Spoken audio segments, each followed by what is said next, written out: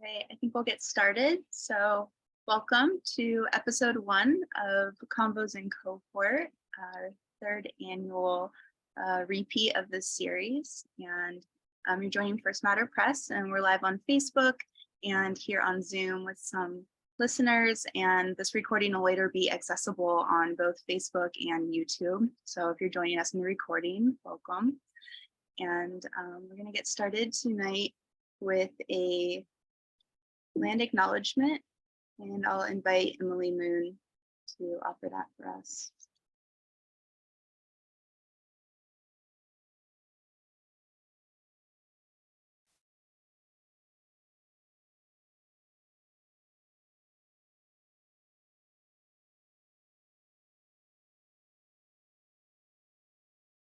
Oh, Em, I think you're muted.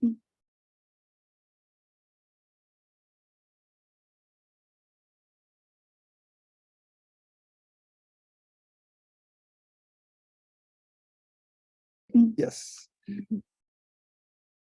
We are curating this conversation from Portland, Oregon, traditional and ancestral lands stolen from the Multnomah, Clackamas, Chinook, Cathlamet, Tualatin, Kalapuya. We are curating this conversation from Portland, Oregon, tribes and bands, traditional and ancestral lands stolen from the Multnomah, Clackamas, Chinook. We respect Tualatin, Kalapuya. We are curating this conversation from many other tribes and bands, traditional and ancestral lands. I think we might be getting feedback from the Facebook Live.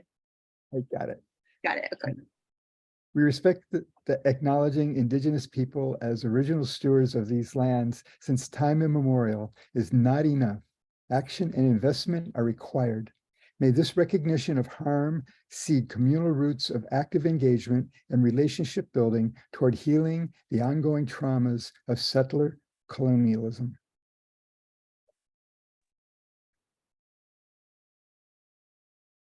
Thanks for that, Emily.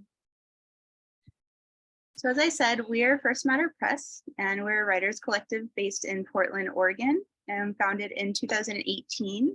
Our mission is to dissolve publication barriers for first-time publishing poets and genre-expanding writers. And 2023 marks our 6th cycle of production, and we have 20 titles available or in production. And our annual releases center community and craft by inviting authors into creative cohort, where they crystallize their manuscripts in dialogue with the editors and fellow writers. And they also collaborate with featured artists on original cover art during each cycle.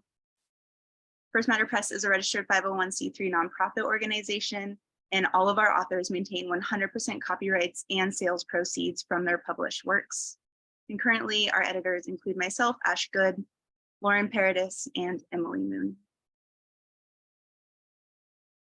We'd like to take a moment at the beginning of this event to offer a special thanks to the Regional Arts and Culture Council. RAC awarded us a Arts 3C grant, which is funding our publication cycle this year, and we're exceedingly grateful to them for all that they do to support arts and culture in Multnomah County. I'm going to invite Lauren to tell us a little bit about our books this year and Convos and Cohort.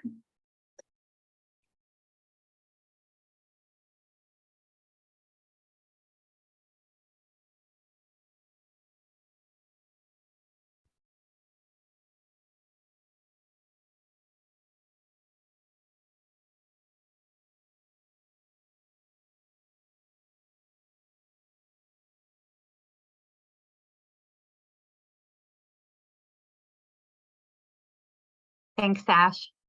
Welcome again, everyone, to our first of 2 Convos and Cohort events for 2023. For those new to First Matter Press, Convos and Cohort has been an annual pre-release event offering since 2021, where we invite our authors to preview their upcoming books and explore chosen topics central to both titles. Both books' covers that you see here feature beautiful custom collage work from Portland-based artist Lara Roos. You can find more of Lara's work on Instagram at good_luck_Lara. Tonight, we will be focusing on the topic, how do places shape us? And at the end of our conversation, we will offer some time for Q&A. So while you're listening tonight, please feel free to drop your questions in either the Zoom chat or our Facebook Live event space, and we'll be sure to pass them along. I will now hand it off to our lead editor, Emily Moon, to introduce our first author this evening. Thank you, Lauren.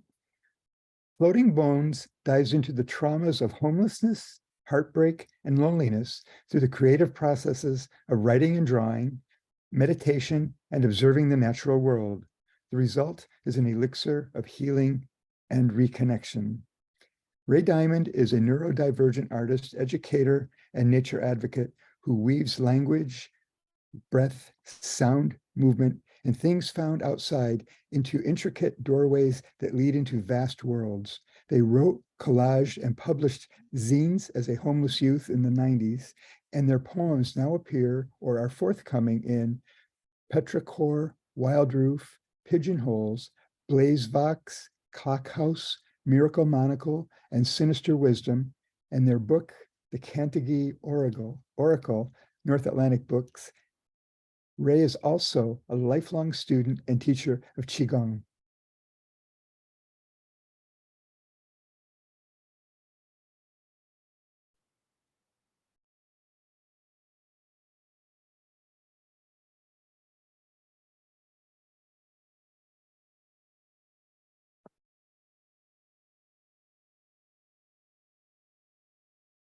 Shall I begin? Welcome, Ray. Thanks.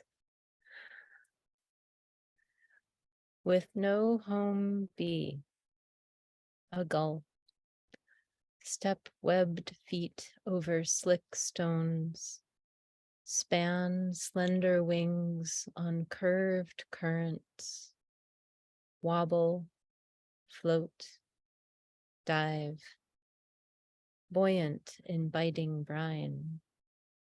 Distance dissolves bird form into voices, chortles, screeches, songs, cries, sounds without name.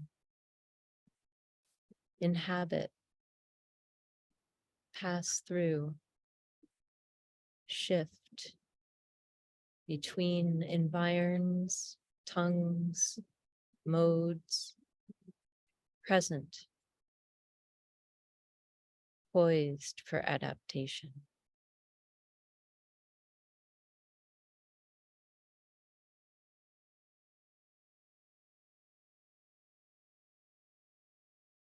Blue now, but earlier, the mountains glowed, the mountains pink, the moon close to full, close to this living rock in the relative distances of its ellipse, its yawning oval, its tilted spilt circle whirl, and I, a temporarily animated fragment, stepping over boulders, bold or stand under sky. No step, past dead, thorned branches, unhitching from fabric. Stretch ahead to the next wet stone, to the next sea-kissed rock. Slosh to the left, twig tangle to the right. Rocks drop into beyond. The reaching steps on stones in time, onto sand, sea-soaked, receding, receiving, foot sinking at each step.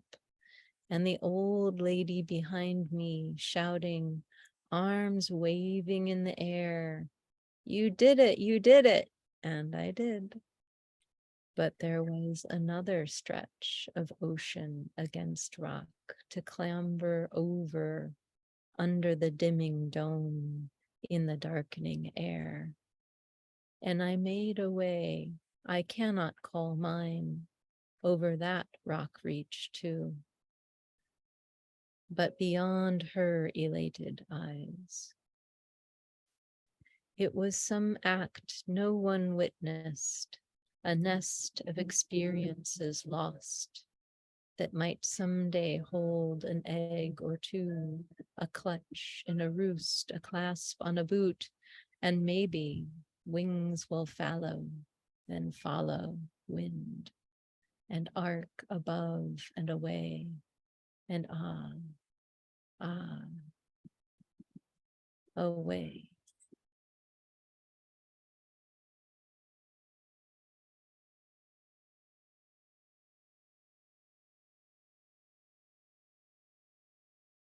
Housing crisis. I walk down the hill to the water. A seal surfaces, continues to rise in air into expanses above this peopled place. Not like a bird flying, like a hot air balloon, some warm mass floating, untroubled on cool currents, thinner than the fathoming of these eyes that watch, until seal becomes speck in distance. It remains unknown whether and how the seal returns to the sea, and I to some earthen abode.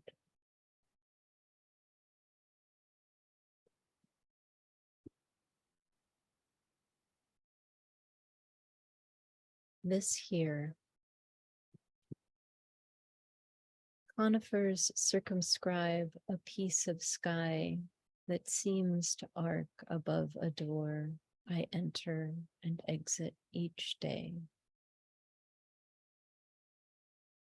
The tapering evergreens form an edge, living lace that descends into layers of ligneous growth.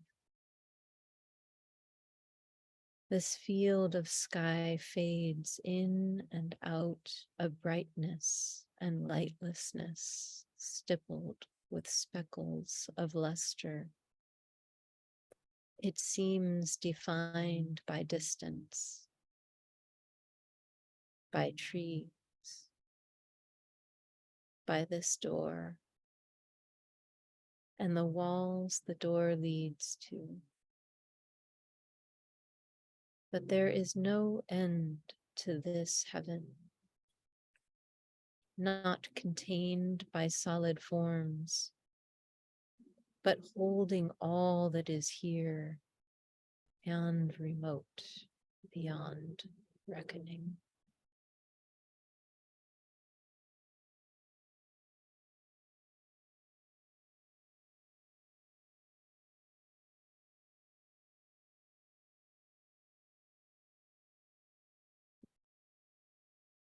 End of summer. Muted lavender clouds, haloed in cool glow, precede a periwinkle sunset. No scarlet, no pink, no orange, no indigo, no gold, no green, though you breathe invisible rainbows. Overhead, a gull, not a gull, an otter in a coat of white feathers, enjoying a lofty view. Insects frantic flutter upwards at sundown, cumbersome cousins of ants, beeline down in desperate diagonals, collide with sparkling pavement, jagged stumble, dazed, bedraggled. Schools of slim blue fish, submerged choreographic clouds, wash up on the beach one stormy morning. Now you know they are not silver. Two otters in oily otter coats, one parent, one pup, emerge from surf, revel in sand, slip into the sea before town dogs come. Mussels squirt skywards from mud. Clouds observe untouched.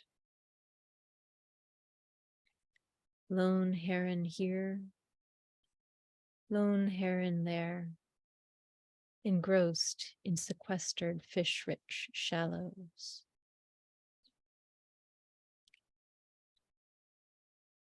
Pearlescent fish flop splash out into water. Slick surface explodes into shifting shapes and sounds. Settles, returns to its quiet work of concealment. A crow on a post eyes a pair of alpaca gloves. Flies off with one teal mitt in its beak. Glove erases into atmosphere as crow becomes dark pulse, blot, speck. Nothing.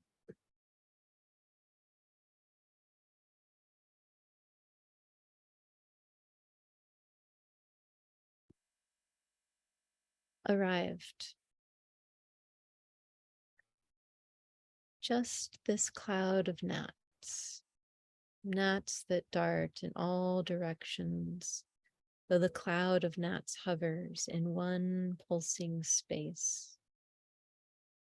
When the wind gusts, the cloud widens. When the air stills, the cloud condenses. Just this gnat mass and a heron on a protrusion of submerged, semi-decomposed poplar trunk. Just a heron and its perch reflected, the apex face card of the mucky lagoon deck, jack of herons, jack of furious squonk at blank surface of water that refuses to cough up any fish today, just algae, just pond scum, just heron guano streaming white from feathered bottom, disappearing beneath slick, murky surface. Just still water. Just water bugs. And the subtle ripples of their wee feet. Just departing heron. Low, slow flapping away. Just 1 week until I leave all this, having only just.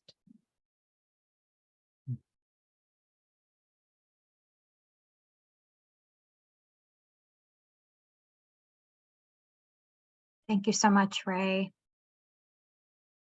Thank you. I'm so proud to introduce our second reader tonight, Charity Yoro, who is also publishing her first poetry collection, 10 Cent Flower and Other Territories, with First Matter Press this year.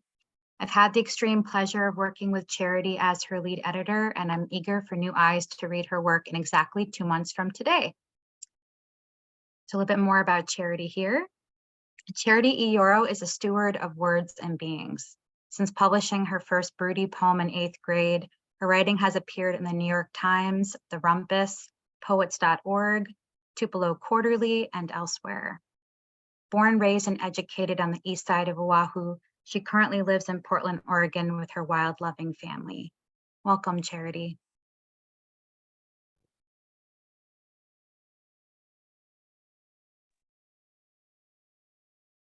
Thank you so much for that gracious introduction, Lauren, and to the FMT First Matter Press editors, Ash and Emily as well. Thank you for organizing this. Thank you everyone for coming and being here tonight.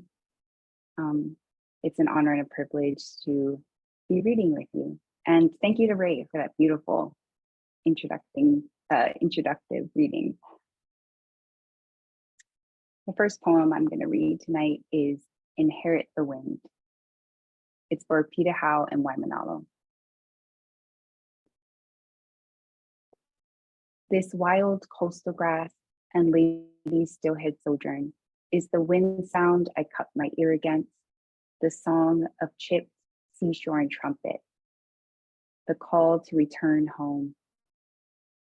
I hear the hollow, my heel over throng of bush and bee, snare in this unkempt symphony, territory of unmastered language. Brash bird call above head, how these warbled trees unnaturally bend. As mother trout treads upstream, so small our worlds, rivers and shores were not home to defend, save the fine rare grains, wooded memory from extraction, each flattened, parceled, foamed wave stands defiant, the island's last eastside beach. A wonder how she returns to birth at the mouth of the river whose new name she can't pronounce.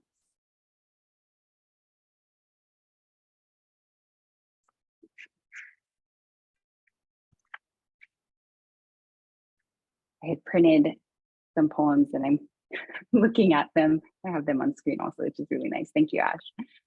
Outer Island Layover. I take a picture of the frothing at my toes, a snapshot of choosing to land, as simple as to stand, as natural as salt on sun-freckled skin. Mom and I walked down the shore, parceled by mainland chain hotels. I wonder if the order is alphabetical. Dinner is oversalted and interrupted by a performance that feels exploitative. The girl looks too young, keeps pulling at her pahu skirt while the brother on his poo is short on breath. No more ha in aloha. Meanwhile, the auntie at the prime oceanfront property next door teaches the haole how to umi. Does it ever get old? Teaching them. I mean, Mom asked about my feelings on tiki torches. She likes them. I don't want to get into it, so I refrain from saying out loud what she already knows. No fucking way I'm getting married on the beach.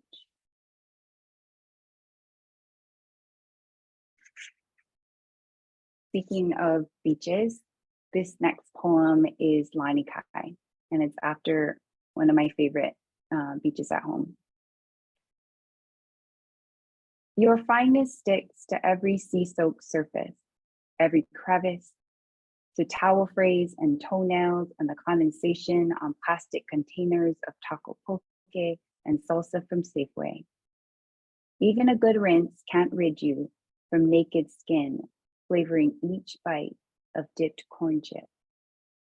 In the laundry next Sunday, I will find grains of you ground to pure white, lifetimes of grating wave and coral stem and broken glass. Find you in the bottom of jean skirt pockets, hold you to my nostrils and breathe you in. Taste what it means to be invincible.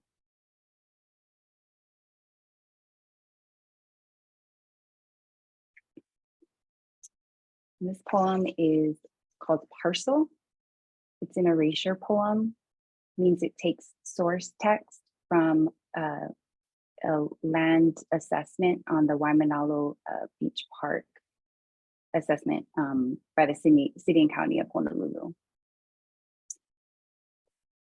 Ownership, the state, the land, in the state's hands, Air Force, after the land, the military, the state, lands, conservation, improvements, perimeter, fencing, picnicking, camping, comfort, landscaping, a caretaker's house, the park, the city renamed responsibility, wealth, resources, views, access, picturesque, stands ironwood, large open spaces, known sites, active, engaged community. The foundation, the aging, facilities essential, time coastal, taken toll, states disrepair, leaking, broken, graffiti, design, rehabilitation. Suffered the element habitable space, deteriorating in the absence. Parked residents, highly visible. Visitor, little function. Disposal the base, unused. Recreation, overgrown. Thick tangle. Introduce vegetation, dominated by howling. It feels strange to read that out loud. That's the first time I think I read that for reading. And this poem is called Sublimity Organ. A tour of boneyard, once homes incinerated, skeletal frames where only brick hurts remain, and bright blue flags lay claim like conquest or declarations of defiance. We will rebuild. We have lost seconds of breath, tense, through rippling stars to the exit signaling we're in bitter, wintry pine country. The doors unlocked, but the cross out front, tongues, threats, flames. Lost ones, declarations go home, cross country. We have lost breath, stars exiting, the baby's wail.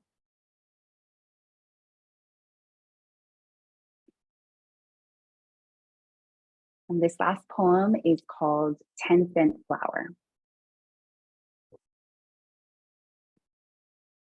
In Bangkok, I used the back of my hand to extract a sooty, sticky drip from my nose. The smell of home, Pua Kin Kini. Here, the fragile white flowers, gray shrines the size of birdhouses, next to bowls of rice and deferential fruit flies, and icy rust-stained bottles of orange Fanta. At home, the sap sticks to children's fingers, fruit plucked too young from low-hanging branches, gathered in plastic foodland bags and strung into congratulatory strands. Birthdays, graduations, just 'cause Aloha Fridays, sweet stems assaulting, saccharine lingering long after the life of the party. I've sung my lineage for those confused about my exact origins, needing to place and order and root me before enjoying me. Carefully curated cut of meat, while our families make house on the 9th island, at the edges of deserts, flashing neon and slot machines, the only place we can live like the kings and queens of a monarchy that was never ours.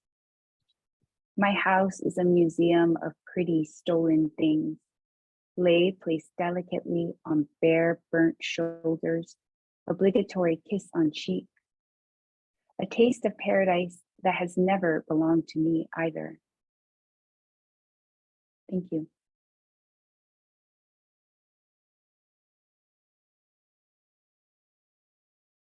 Thank you so much, Ray and Charity, for your beautiful readings. We will now begin our conversation portion of the evening. And as a reminder to the audience, if you have any questions that come up while the authors are talking tonight, please do drop them into either the Zoom chat or the Facebook Live event chat, and we'll be sure to share them following the convo. So, Charity and Ray, tonight's topic was a seamless collaboration between the two of you. And to begin tonight, I'd love to begin by asking what comes up for each of you in meditating on this theme of place, and how does it apply to your own writing practice?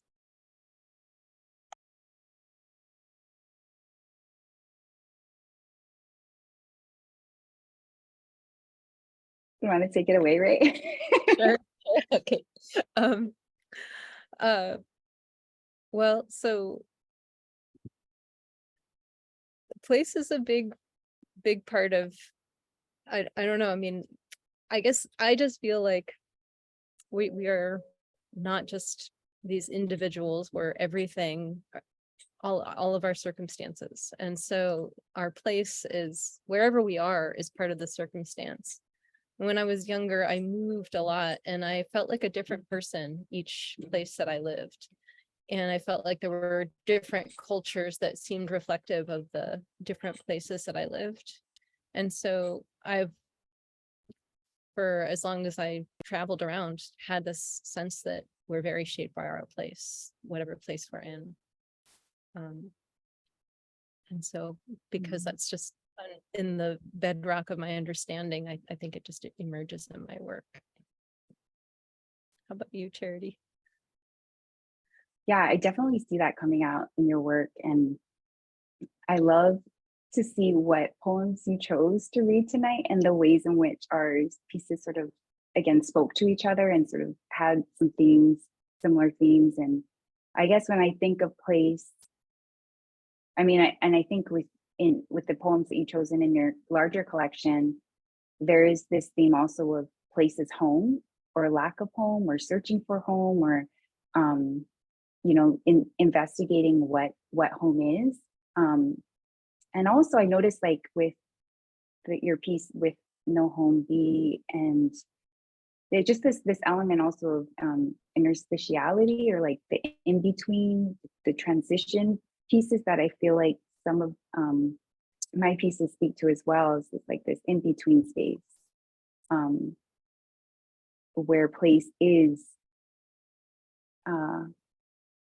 not a physical thing, or like it becomes a, I don't know if that's getting too, you know, like it becomes a feeling or a larger, yeah, a larger thing. Yeah, it's like something that we're in relationship with, and everyone else is in relationship with as well, whether they are conscious of that or not, and whether we're, you know, I think it's not like every moment I'm like, I'm in my relation with my place, but I am, you know, it's shaping everything that I'm doing, and yeah, I guess in reflecting on, I don't know if it showed up as much in the poems that I chose tonight for tonight, but I feel like in the poems you chose tonight and just throughout your collection, I felt this resonance in my collection of like, yeah, totally connected to the land. I don't know about the people. Like I know I'm part of them. Place, yeah. Yeah, I think the social or the societal element, right, of like a place is really strong in both of our collections. The overall. Sorry, were you still continuing on a thought? Did I interrupt you? No, that was no, please. I guess thinking about some of the questions that we had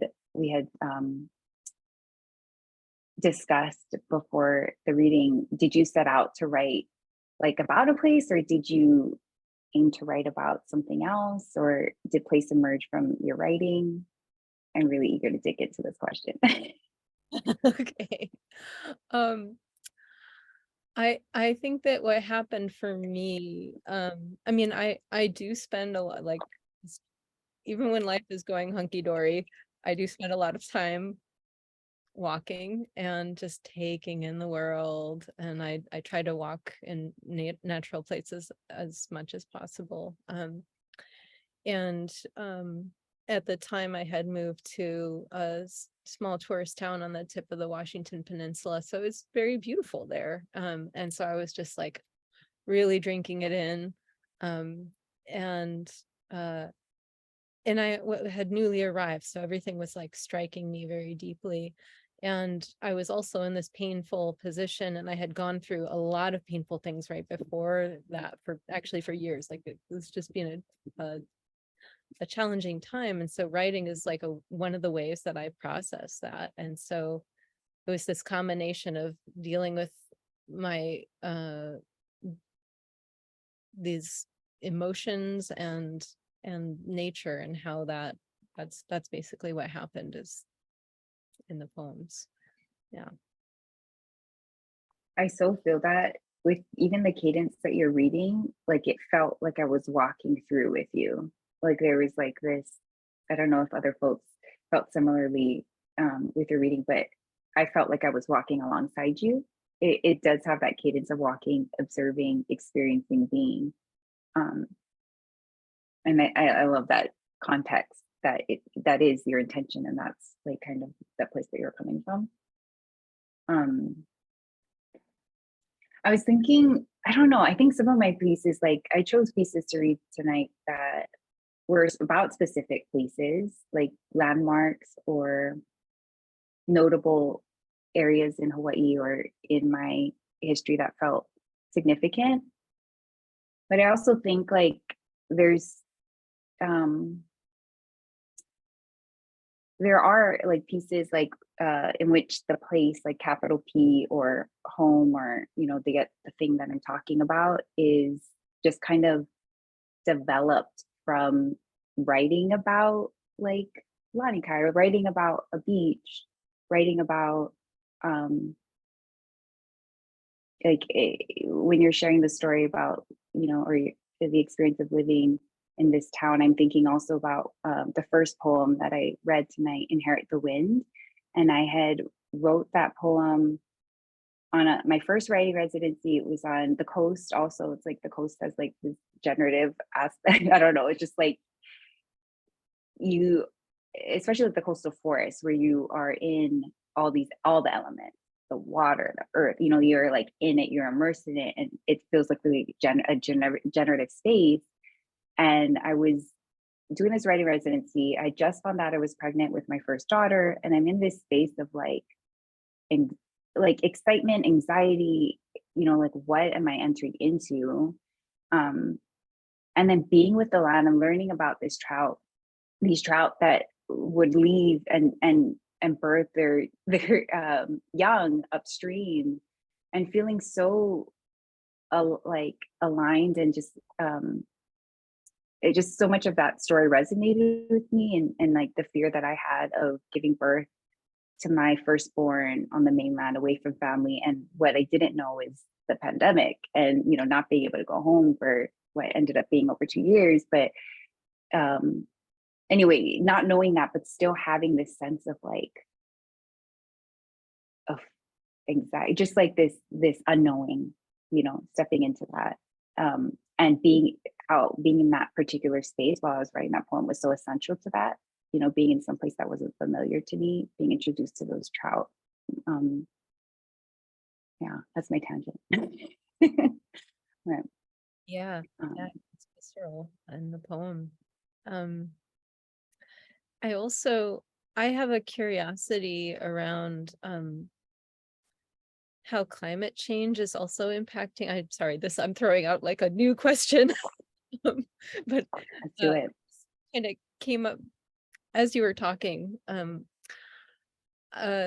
Just how climate change is impacting our experience of place. And we are animals. Like we talk about how horses are so sensitive, or like dogs or whatever, to they know when there's going to be a storm or an earthquake or something, they get twitchy. But I feel like we have the same sensory stuff. We just have busy minds and we don't notice it. But I think our bodies are still like kind of giving us like alarm cues. And so this is my theory that, we all have this sort of like a little alarm cue going off in our bodies about climate change. And, this has been building for a while. So I also wonder about like those anxieties that we feel, and we attach them to these known things like, oh gosh, I'm pregnant, and like, what's it going to be like? It's my first kid, and, away from my home and my family. Like, so we attach to what we know, but like how much of it is coming from these things that we don't know, these like messages that our bodies are just taking in from the land. I don't know if that resonates at all or makes any sense. No, I 100% like agree with that. And I think you've articulated it really well. And I could just say like, yeah, I just feel it. Like that's my response. But I definitely would agree. And I think I have a similar belief, and that if anything, I think, I don't know. And I think like a lot about like like my elder millennial generation of, you know, like we grew up in this sort of apocalyptic time, and everything feels really urgent and everything feels scary. A lot of things do. And it feels like a collective building of that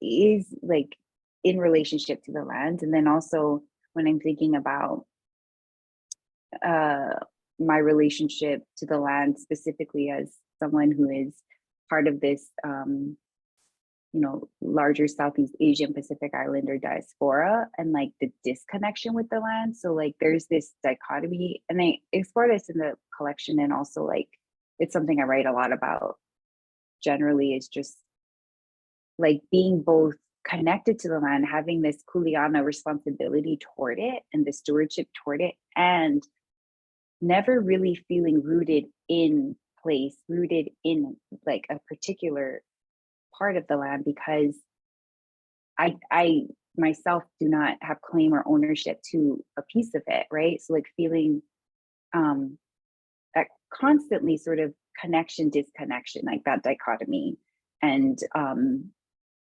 coming to terms with it, exploring it, staying curious about it is something creatively that I'm constantly exploring. I think I will explore it in whatever my next project is too. Yeah. Yeah, that's a big, yeah. As you've got a root, but no right to have a root or something. I don't like, like societal right, or I just yeah, as I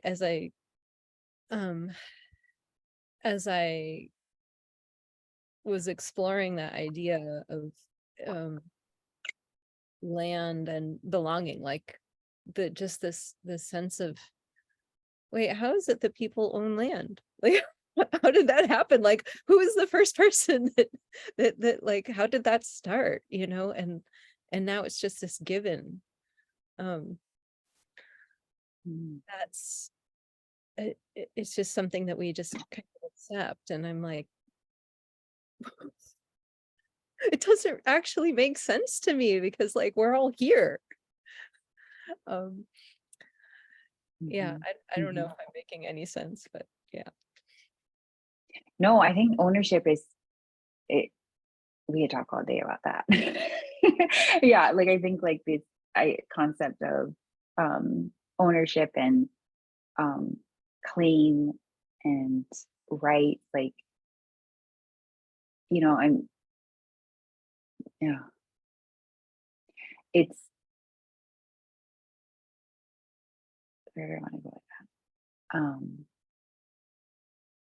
I'm really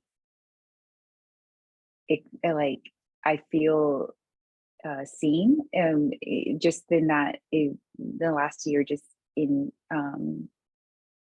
reading your work, and you know, having a dialogue and workshops around some poems that engage with this. I feel like yeah, it's a generative area that I'm definitely going to be writing more into as well. And yeah, just spiritually exploring, you know. I guess like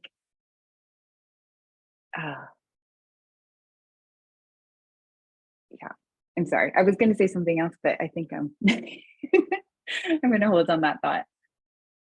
Can I ask you about I'm really intrigued by the erasure poem that you read tonight. And I'm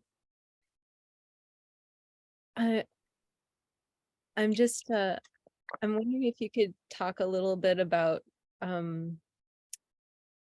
what you were like what your inspiration was, what your, or like what was your, what were you aiming for, or what, and how does that relate to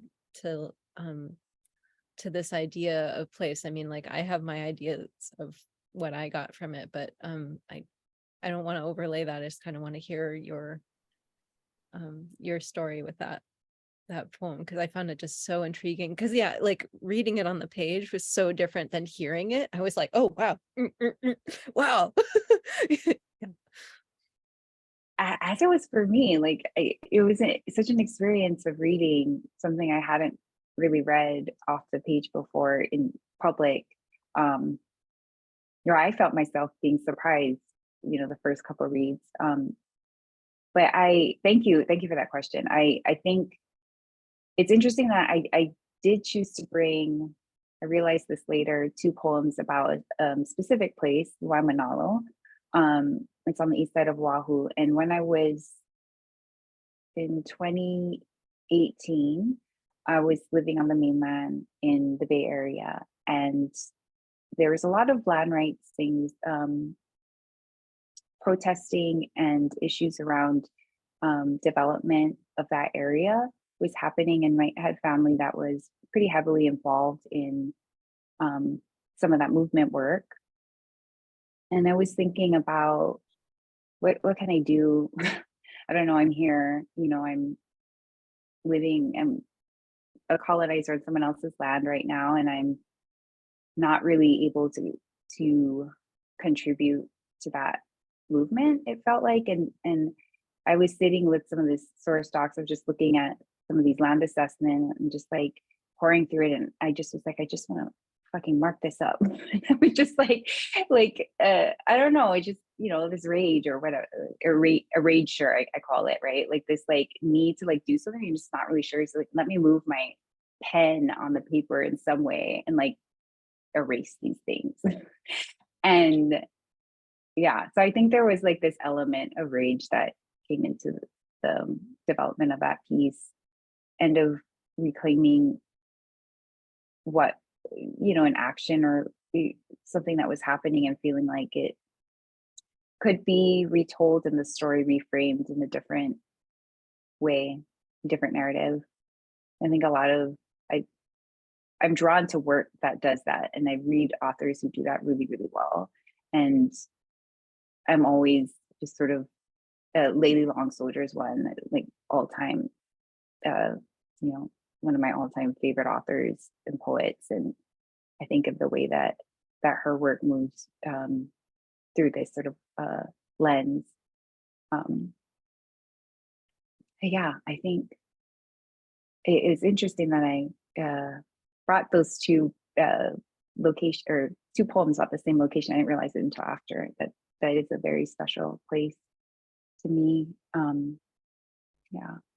I also just wanted to bring up that the experience of hearing you read next to the finished product of the with the images, like the finished images, was such an experience also. Like props to Ash for putting all of this, like to designing it. And like, we've seen like the markup post-it version. It's like, okay, we want it here, the placement here, like it's just an abstract idea.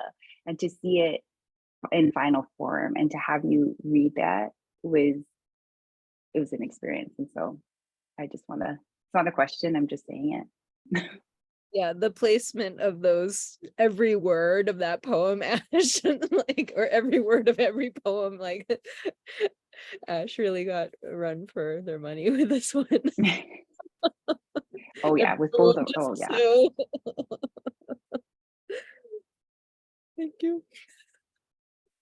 Can't wait for everyone to see it. Well, I hate to interrupt you, but we have actually a multi-part great set of questions in the chat that I want us to be able to dig into.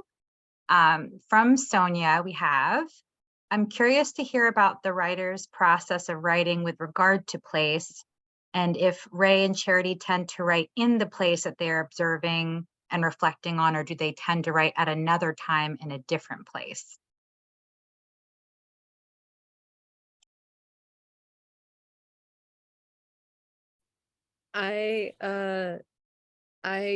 It's some of both.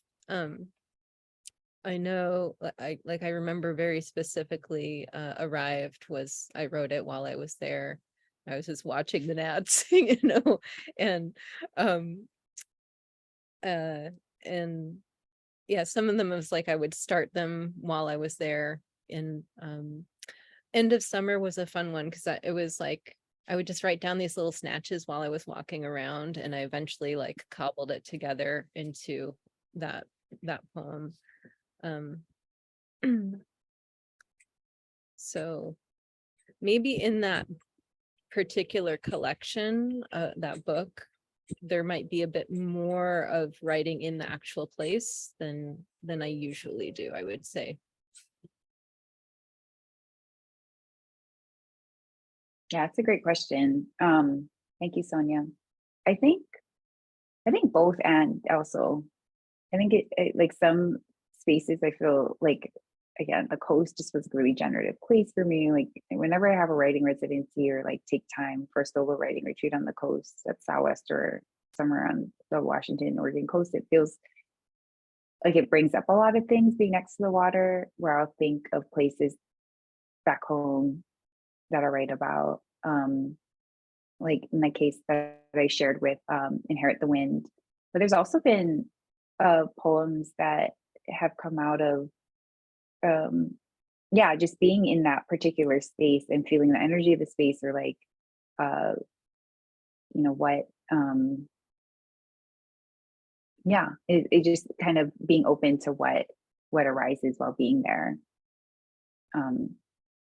Yeah, and also having the experience of thinking back of different places at home. Yeah, both and. Was there a second part to that question? There's another part here. Yeah. Does the process affect the relationship of the poem to the sense of place? Mm. I kind of want to say, yeah.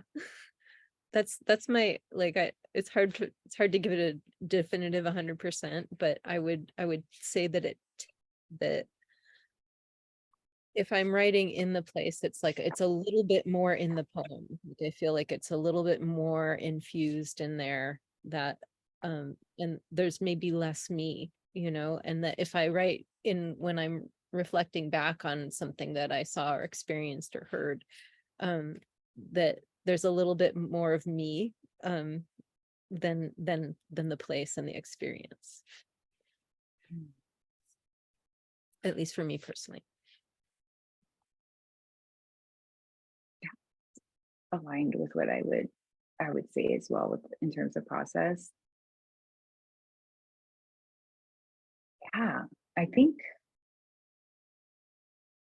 feel like it is more of a fragmented process for me when I'm in a space that's unfamiliar to me.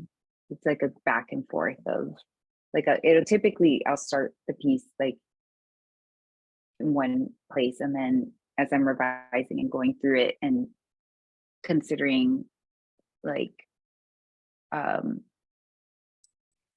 connections or, you know, synchronicities, similarities with other themes or places, like the process was very fragmented for me. I think like it doesn't feel like a really linear, like, okay, this is what I do. Yeah, it's definitely changes depending on where the place is and the circumstance. Yeah.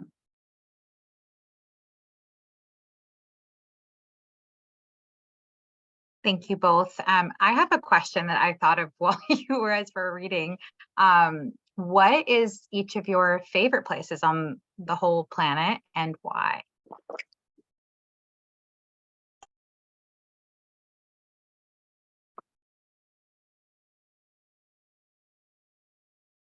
That is hard. Fun Do you have one, right? Or a few?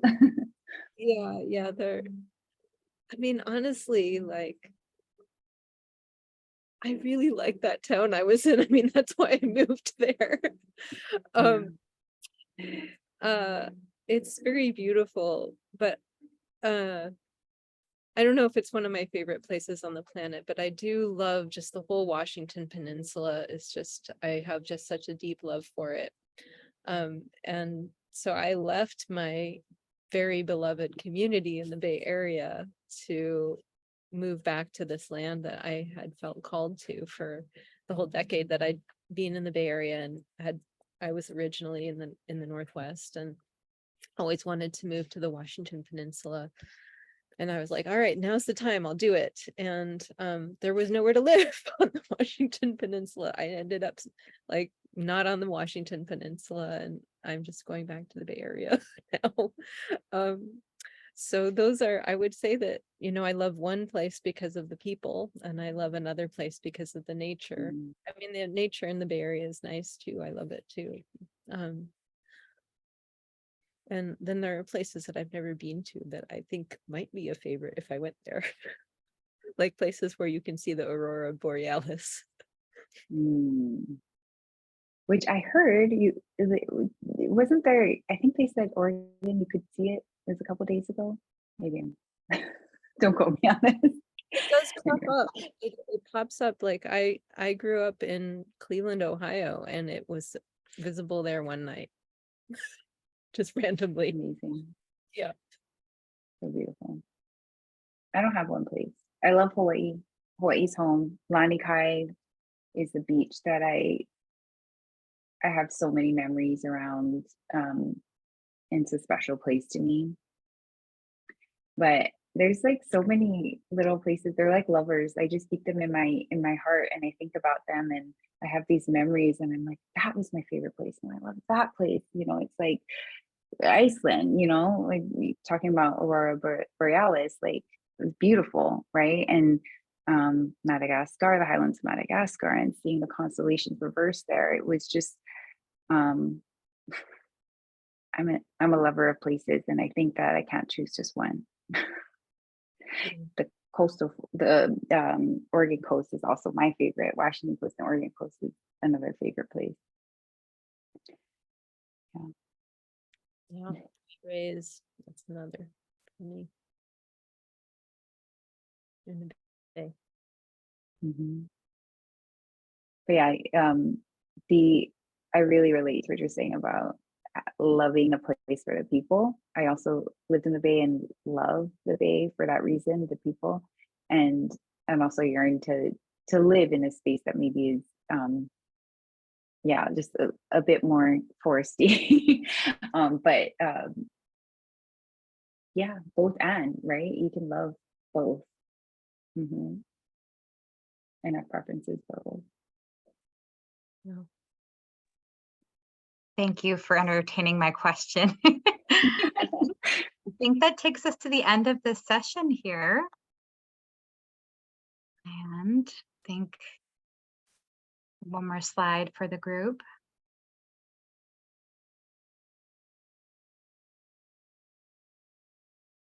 Thanks, Ash. All right, so thank you all so much for joining us for Convos in Cohort number 1.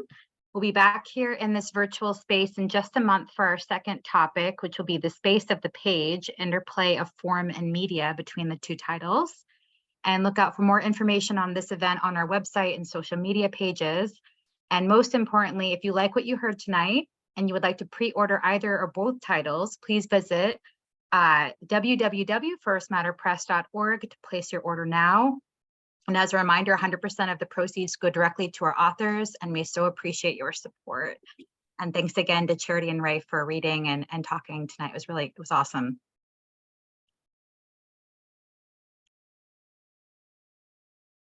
Thank you for this space.